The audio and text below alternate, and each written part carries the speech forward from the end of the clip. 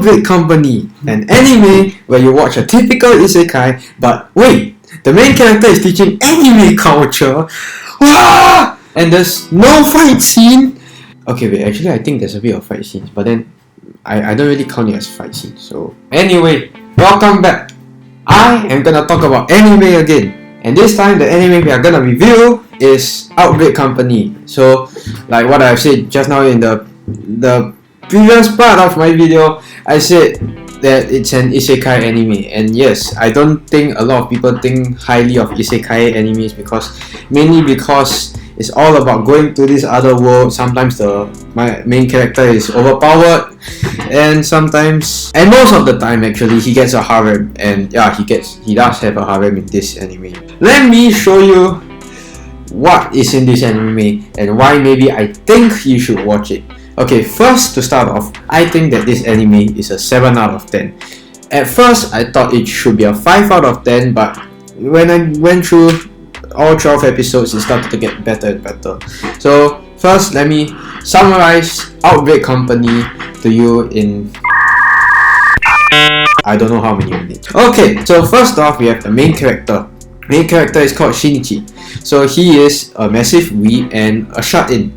One day he decides to answer a quiz, sorry for the bad English, and he somehow managed to get all of the questions in the quiz correct.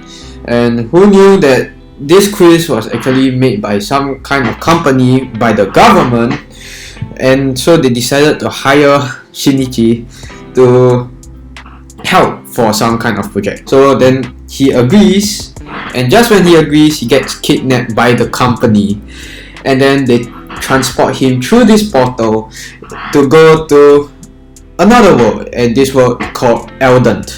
So now this world called Elden is quite a world that is pretty much in the medieval times. So they don't really have technology, they don't really understand much about anime. I mean, anime didn't exist there. So basically, they decide to ask Shinichi, or kind of command him, to teach the people of Elden the anime culture, or some people would say the otaku culture. So yeah, that is basically the anime. Now the thing is, from my opinion, this anime is not really as a very generic isekai that you would think, because like I've said, there's almost no fight scenes at all actually. It's also not really like the Konosuba type. This one, they kind of focus more on the meaning behind the anime. So in this anime, I don't watch enough isekai animes, or I'm just dumb, but I feel like this one, they show you what could happen if you were to be in an isekai world.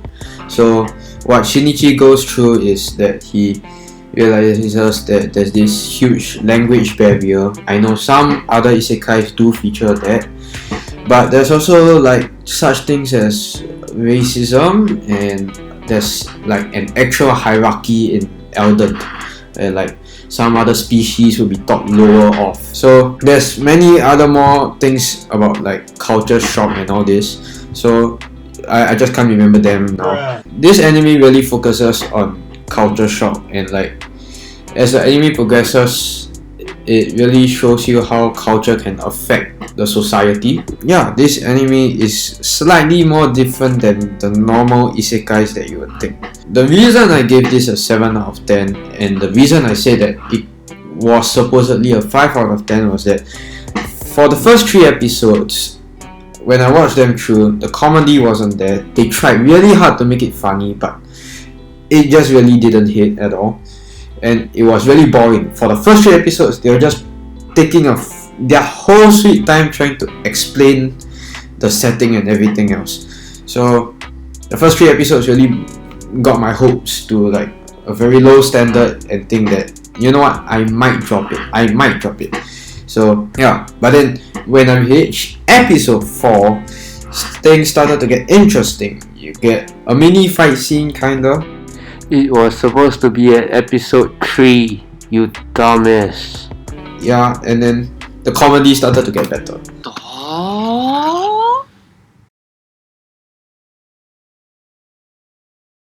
So yeah, it continues to surprise me over and over again, and thus it brought it up to a 7 out of 10. So would I recommend you to watch this anime? It's, well, if you are willing to sit through 3 episodes, which is 1 hour worth of anime watching, then yeah, sure, just go ahead. It's really quite good for like the meaning behind the anime. So I really like the plot. Yeah, just give it a try if you can actually sit through 3 boring episodes. So now from this point, I have kind of set it like it's a bad anime because there's like literally 3 boring episodes. Who would want to watch through 1 hour worth of shit? So let me show you what is good about this anime. In this anime, yeah, there's waifus, duh. For example, you have Musel, which is a half elf and best girl in my opinion. And then you also have, if you like lollies, you got Petrarca, which is the kind of bossy one but cute at the same time. And then you also have Big Booba Werewolf Girl. Or maybe you can also have a normal human girl with a gun. Yeah, that's basically all the waifus I could think of. Yes, there is beach episode. So if you like beach episode, in almost every other slice of life, there's a beach episode. If you like beach episodes so much, just go and watch it. It's at episode 9, so you have to sit through 8 episodes actually. But don't worry, episode 4 it starts to get good, like I have said. And I also like how the story really develops, how the character development is also really good. Because at first, Petrarca is, like I said, is a lolly, but she is also the queen of Eldon, because there's also this hierarchy, like I've said. So she's really bossy, she's quite racist to other species, the lower species. Eventually she starts to change, and then yeah, at first I thought Petrarca was like complete shit, just complete trash, but throughout the episodes, honestly, I think yeah, she deserves some respect. There is another thing that I think is quite a good part of the anime. Oh, and one more. The opening song. I don't even know if it really affects whether you should like the anime or not. But I kind of like the opening song, so to me it kind of factors in. Oh yeah, and the soundtracks. The soundtracks in the anime, I generally think is good in the sense that you don't have to change, but if there's I feel like there's a chance that it could be better.